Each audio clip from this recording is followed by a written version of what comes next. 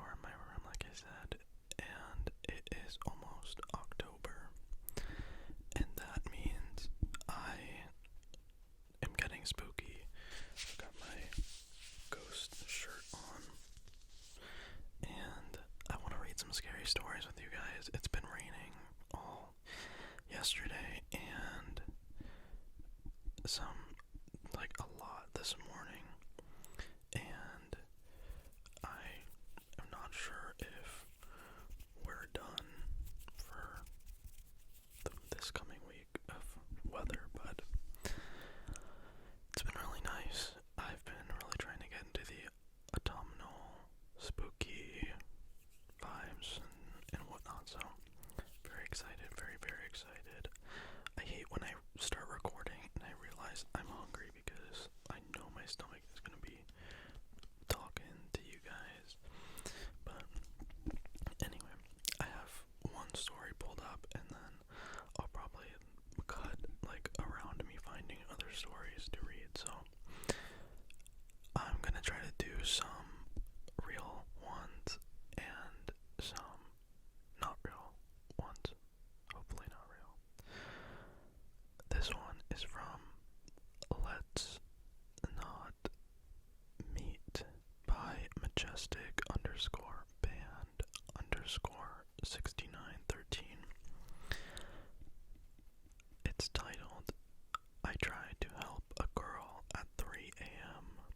I was probably the one who needed help. Me looking over to make sure I was recording. This happened literally yesterday, and I honestly don't think I've fully processed it yet. Me, female, 19, and my friend, female, 19, were biking home at around 3 a.m.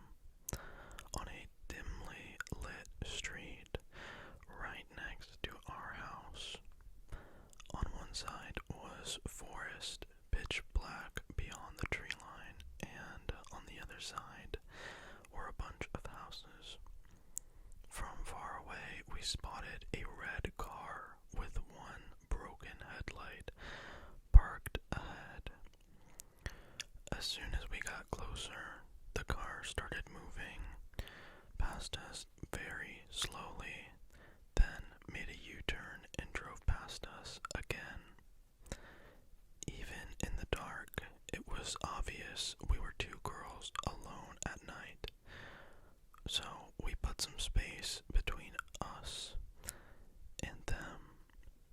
As soon as we got to the sidewalk,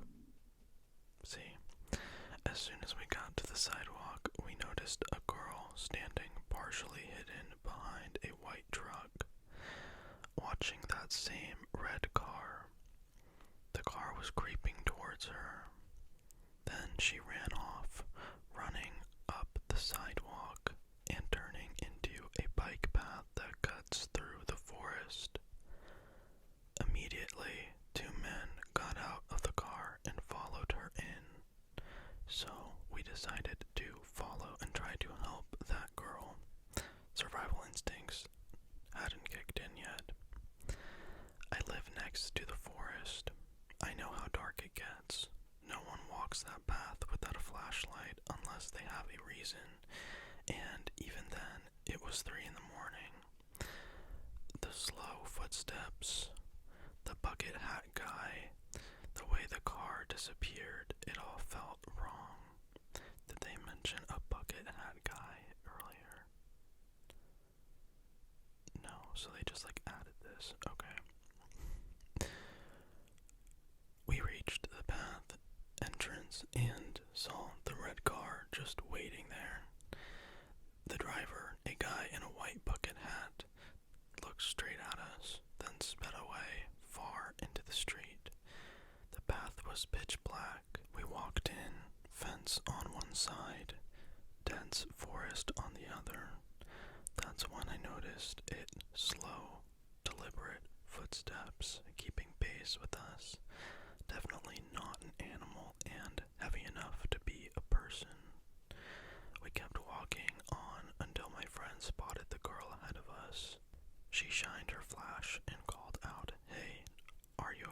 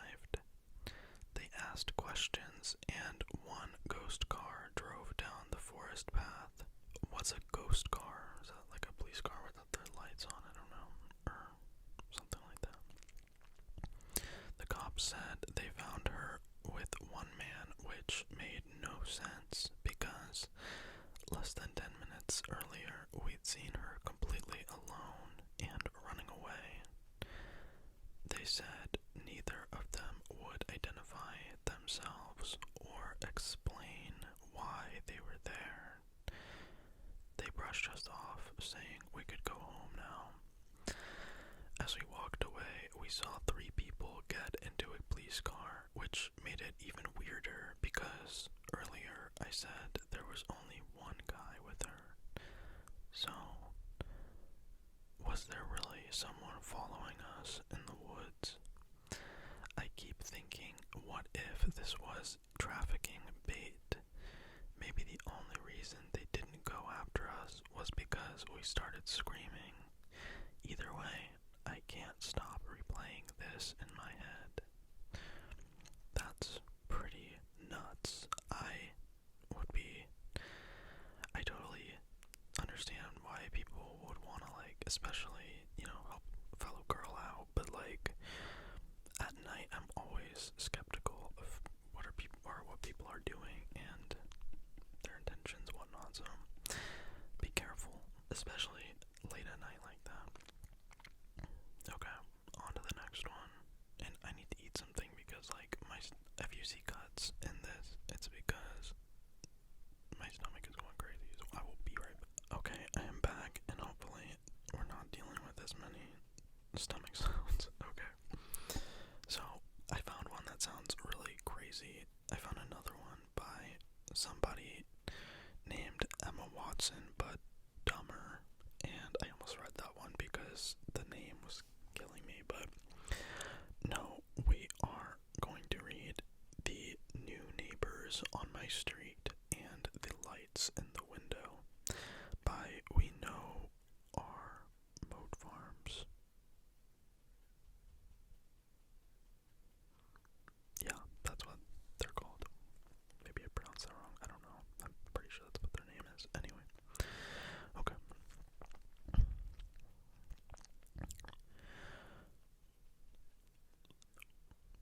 I live alone in a little house in a big city.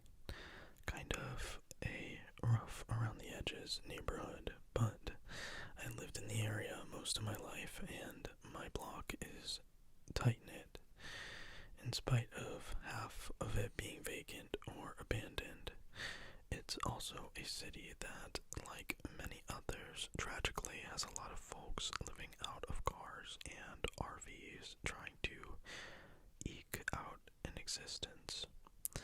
So, I shouldn't have been too surprised when, back in October last year, I got a text from a neighbor. You might want to take a look out your back window.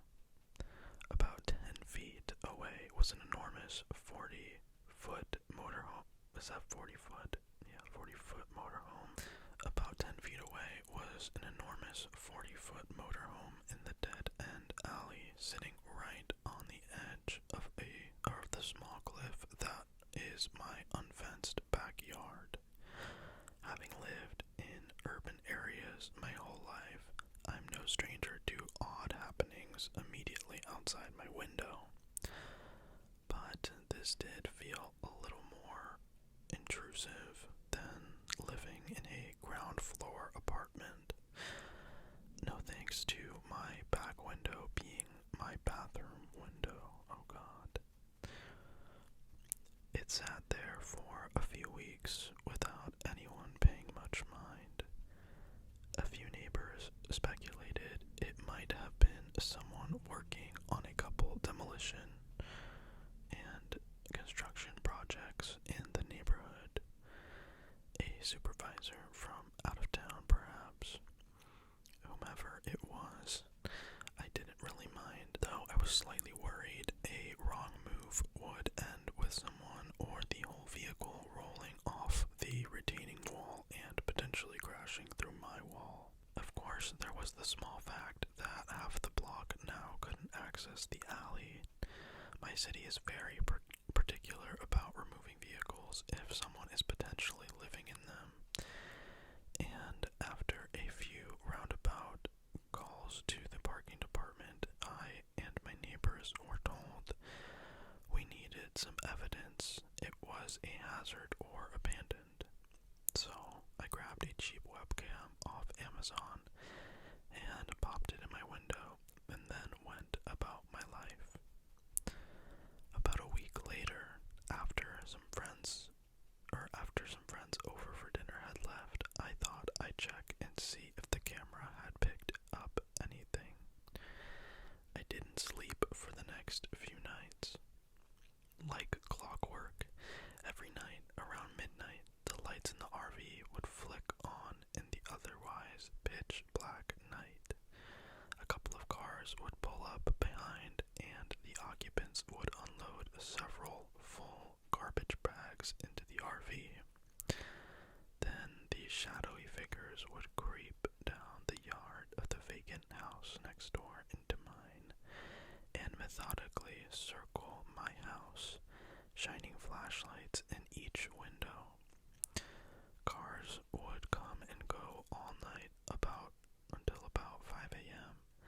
Then all was business as usual during daylight hours. Worth mentioning that my house is essentially a studio apartment on top of a garage built into a slope. My bed is about 10 feet from those windows. Also worth mentioning, my neighborhood had an alarming rash of about 20 armed home invasions the summer before, or the arson on an occupied home across the street a few months earlier. Vulnerable was an understatement of how I felt. I ended up moving most of my furniture around my bed as a makeshift barricade. I called 911. They were a bit incredulous. Nothing was actively happening as I called. This wasn't an emergency. I can call the non-emergency line in the morning if I want to speak to an officer or detective. The next morning, I felt it was prudent to bring in any yard tools that would make a tempting window breaker or double check the back porch and security flood had working bulbs. And in just my luck, I managed to completely break both fixtures in the process. I'm making words up. Almost immediately as I walked out my back door, the RV's door swung open and a man and a woman stepped out. They were dressed in t-shirts and shorts. Despite the 39-degree weather, and looked a bit like zombies. I waved. They didn't.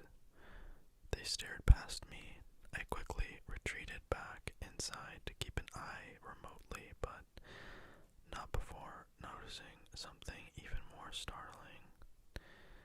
The RV had about 6 security cameras mounted on it, 3 of which were trained on my back door. I was watching them. They were watching me. After a day or two more of this, I had become fully nocturnal, leaving all the lights blazing all night, and I started to feel like I was losing my mind. This was both mostly benign and deeply upsetting. Texting friends and family in hopes of reinsurance, didn't do much. They were probably just trying to find a quiet place away from the encampments. Maybe they work a night shift. If you were living on the street, wouldn't you want a security camera? You have one on your house. Okay, maybe I was being paranoid. My neighbors were mostly preoccupied with the alley being blocked and subsequent missed deliveries. And it's not like the city was going to do much anyway. The cars kept coming and going all night. The people with flashlights stayed just outside the edge of my yard, but I'd catch the occasional flash through the window. After being reluctant to leave the house and my cat alone, I had to leave for an in-person work meeting. While I was gone, my camera pinged me about activity. The RV folks had set up stakes around my property and were wrapping yellow caution tape around my yard, across the alley, and set up a barricade of traffic cones around their vehicle. This was just getting weird. By this point, a few of us on the block started a group text to keep tabs on things. One neighbor a few houses down caught the female half of this duo in her backyard with a chainsaw, limbing their oak tree in broad daylight. They confronted her and she gave the same treatment as me. A mute, 1,000-yard stare. That neighbor called it in, and I watched a few officers poke around for a minute, clearly puzzled by the barricades and tape. I thought there might be some immediate resolution. They then booked it back to their squad car, and they then booked it back to their squad and took off with lights and sirens. There was a shooting a few blocks over. I assume they got called to. Another night goes by, punctuated by the RV's alarm going off every couple hours and the engine revving menacingly. Though nothing out of the ordinary, at least this ordinary. I take my mid-morning nap I've become accustomed to over the past week, only to be awoken by loud, angry yelling. I pull up the camera feed out back. Out back is another neighbor, the goofy Dad Coom ex-naval officer, is that a phrase? Venting his frustrations to a police officer who's banging the RV door with a baton demanding the occupants come out. There's a brand new sports car parked behind, one that I'd barely made out on my cheap camera's night vision. I carefully left out the front door as not to be conspicuous and circled up the mouth of the alley to speak with the officer, and explained my story in a near stream of consciousness ramble. Did you see them leave? Nope, I played back the cameras. The sports car showed up around 5:30 and nobody had left since. He said the car was too new to have current registration and the RV was registered to a deceased person 4 counties away. Suspicious, but nothing outright criminal. But he'd ticket them with a 24-hour tow notice. As he was typing up the ticket, the sports car came barreling down the alley in reverse, nearly plowing into the cruiser, and I was told very sternly to leave immediately. I ran home and pulled up a police scanner feed to try to glean some information. Who is this guy? He's like got police scanners. He's looking for things to make sure people don't break into his house. Like, who is this person? Okay. There was a calling for a gang officer, a domestic violence unit, vice squad, CSI. My gut feeling wasn't too far off the mark. Later that night, the officer called me asking to send the entirety of my footage. I asked if there was anything he could divulge about what happened. I can't tell you much, but this was a bad dude, and he's going away. We towed the car as evidence, but we'll have to wait until morning to get a big enough truck to move the RV. To say I slept well that night was an understatement, but that calm was shattered quite literally early the next morning as I heard glass breaking outside. 3 masked men were breaking into the RV with crowbars. One was up a ladder, sawing through the roof with an angle grinder. I frantically called 911, struggling to explain the context of what was going on, once again met with a verbal eye roll from the call taker. Is it your RV? No, sir, you can't report a stolen vehicle that isn't yours. What? BS. Like, someone's sawing into an RV and they like previously knew that this RV was gonna be taken away as evidence. That's like ridiculous. Alright, thank God I have two of these cameras because their battery sucks. Don't get a Sony SV something or whatever. They're like the little vlogging ones. Anyway, back to the story. Okay. Yes, that, like I was saying, that's BS. You see someone sawing into an RV that was supposed to be evidence of something that a police officer already told you, and you report someone's like breaking into it. Like, come on, that's what I think is going on. That's ridiculous. Fire whoever this 911 operator is. I hung up and tried again, hoping to get someone else on the other end.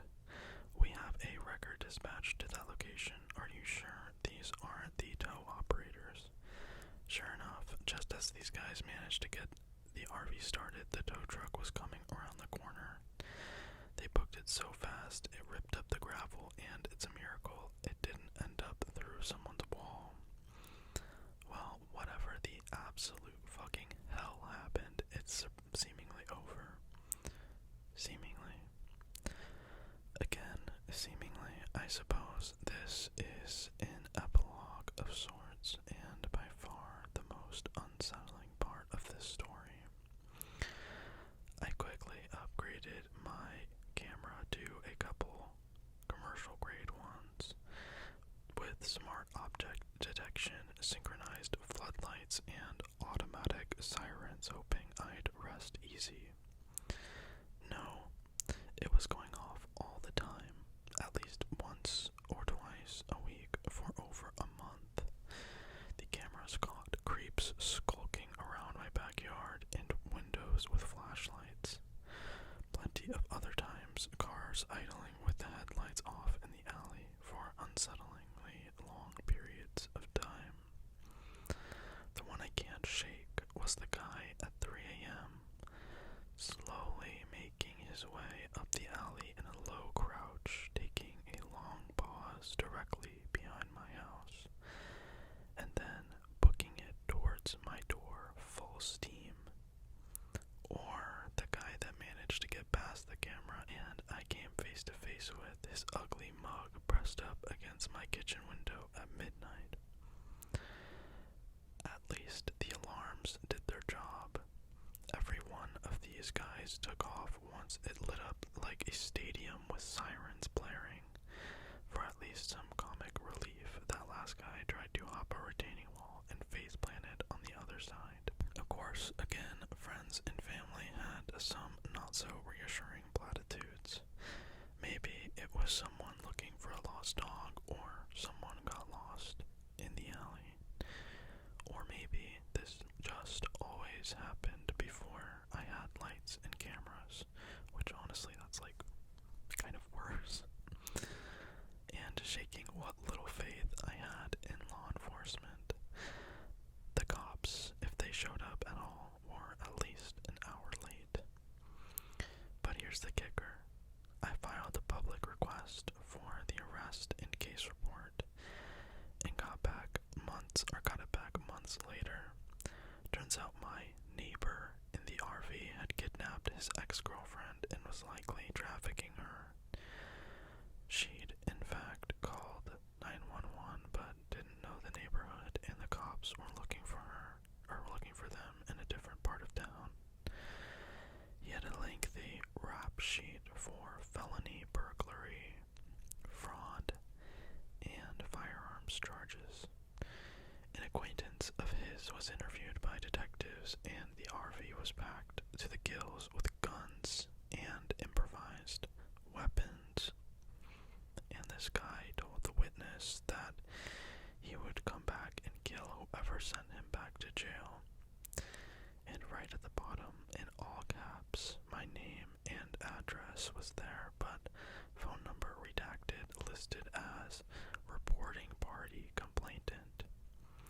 The cops searched the sports car and found nothing to note. The RV, as you recall, was apparently stolen before they could even get a valid warrant. The ex fled during the arrest, as I saw on camera. was never heard from. The DA dropped the case, and this guy was released from jail 48 hours later. It's been about 6 months since my last visitor at night. There hasn't been a whole lot of peace of mind before I turn in for the night. It's slowly fading, but I can't say I'm not a little on edge after dark, even in my own home. My house is now completely lit, 360 degrees, and I've put various dense and or spiky plantings around my windows and the perimeter. And I sleep with a rifle next to my bed, but unfortunately new folks have moved into the vacant houses or either side of me, and they're also good people. Did I say unfortunately or fortunately? They said fortunately. I just don't know if I have the heart to tell them all what went down. Okay. Pack it up, bro, because, like, there's so much to talk about. First of all, why did I just sound like I'm from the East Coast? He is somebody. How is he? He has, like, the mind to do certain things that I think a lot of people are too naive to do. A lot of times in these stories, you hear people that kind of do all the wrong things, but oddly enough, he knew certain things to do, like, looking around outside for stuff to make sure people can't break his windows. They, like, got cameras when they needed to. They upgraded their cameras when they thought they needed to. Somehow he's, like, awake at these hours where people are creeping up, which I get because he's scared, later on in the story. But the other thing is he had a police scanner. For what? People who have police scanners I don't trust, because I can understand if it's like a hobby of yours, but people who are obsessed with the police are a bit off, if you know what I mean. A lot of the times they are people who, like, want to be police officers so bad, but, like, failed their tests, whether it was physical or psychological reasons, and they are just, like, obsessed with being a police officer or police officer, like, artifacts. I don't know. I've met a lot of people like this, unfortunately. They collect weird police things, and it's just like a hobby of theirs. They usually end up being like security for middle schools or high schools or whatever. Or Walmart, I don't know. Regardless of that, dude, you gotta pack it up, because the stuff that's happening in your neighborhood is crazy. There's a person, like, with their face against your window at midnight in your kitchen. Like, no, you gotta go, dude. Where does this guy even live that this is happening? Does anyone have a guess? Because I don't. They don't think he said. Maybe someone said in the comments. Let's look really quick if someone has asked.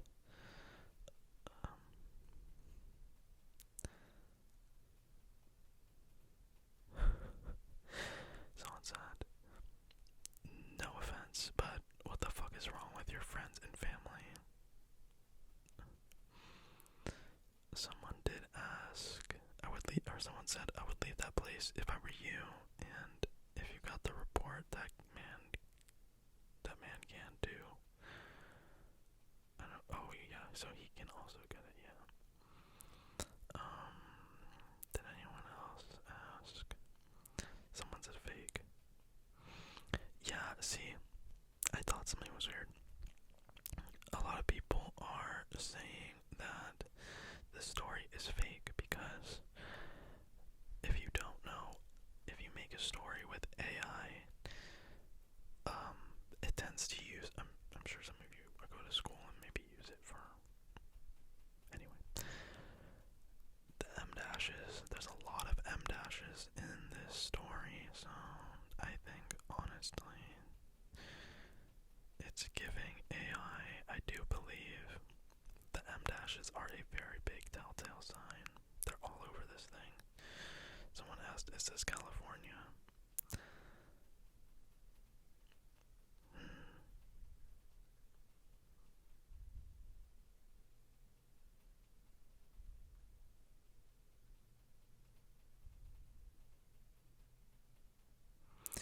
Only one person, or well, only two people called it out for the AI, but honestly, it was pretty creepy, so not bad. I said the title and who wrote, in air quotes, who wrote it, so go look and see if you guys think it's AI too. Anyway, like, also because does a place like that exist? Yeah, probably, but it's weird they didn't mention where it was, considering how freakish it was there. Anyway, okay, that's enough. My room smells like cinnamon because I have a cinnamon whisk from Trader Joe's over there, and it's making me very happy.